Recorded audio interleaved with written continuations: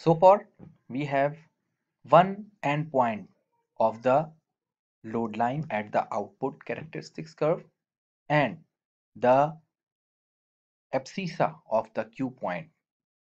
BCEQ is equal to 7.85.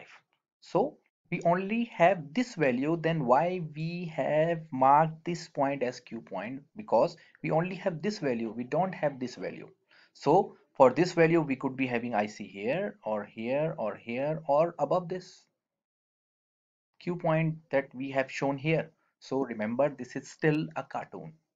This load line also a cartoon because we don't know this point or this point. We only have one point of this line and one abscissa of a point that lie on the same line. So to draw a line we must be having two complete points, right? So we just make a cartoon over here, right? So once we have this value, then we can place our Q point exactly on this axis and we can draw our load line exactly on this axis, right? So far we have this. One more thing we have VBE is equal to 0.7. So if we have VBE is equal to 0.7, we can find the value of IC, right? Because whatever would be our load line, we don't know any of the thing of this load line, but we must know already that for this VBE we would be having an IC, right? And this Q point, we don't know where to place it, but it should be on this on this abscissa, right? So but it should be for this VBE, it should be at the characteristics curve drawn for VBE is equal to 0.7, right? So now if we use the basic equation of the BJT, we can find this IC, and this IC can help us in finding this coordinate. Why I said help? Why not this point?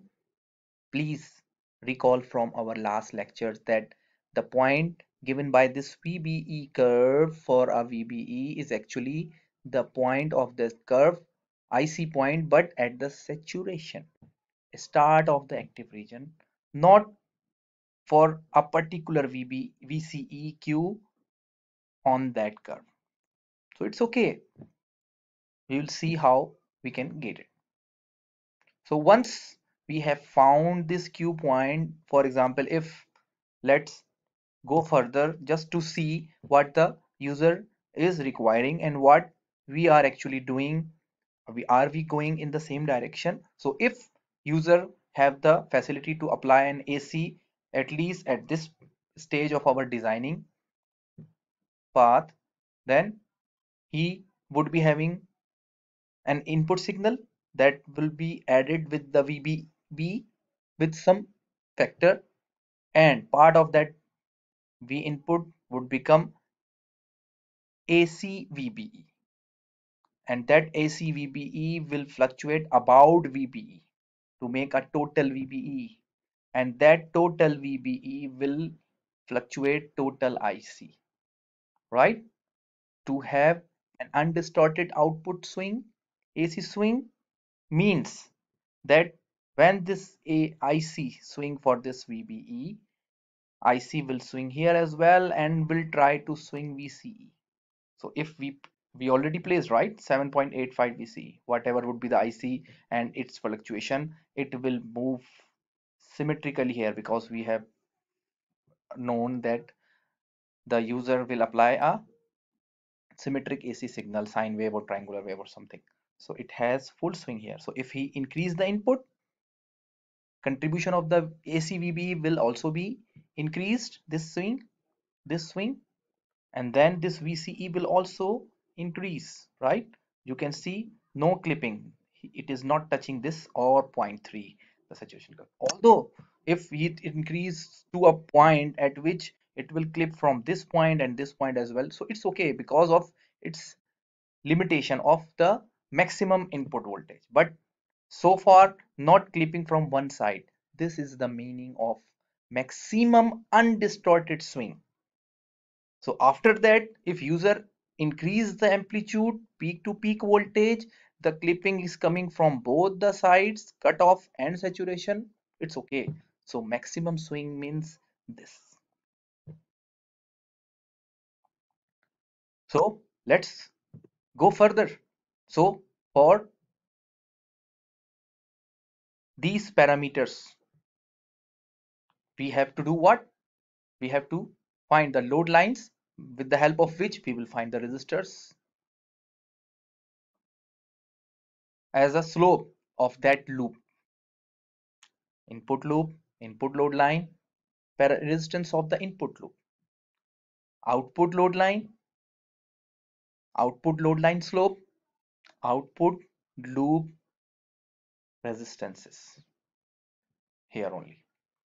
So we find basically the load line if resistors are given, right? So but here we have to find the resistors by designing or drawing the load line. So we are on the true path. We already have this, we already have this, we already have this. So let's go further and have some loop equations to see further what we can do. So this is our proposed amplifier, right?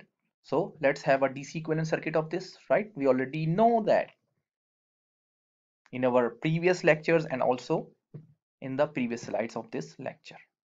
Its equivalent Thevenin's circuit is this one, right? No emitter resistance, it's similar as we did previously, and we actually Thevenize it from here, right? So this VBB, V Thevenin would be equal to R2 divided by R1 plus R2 into VCC. We already have VCC value, and this RB would be when we make this one ground to Thevenize here.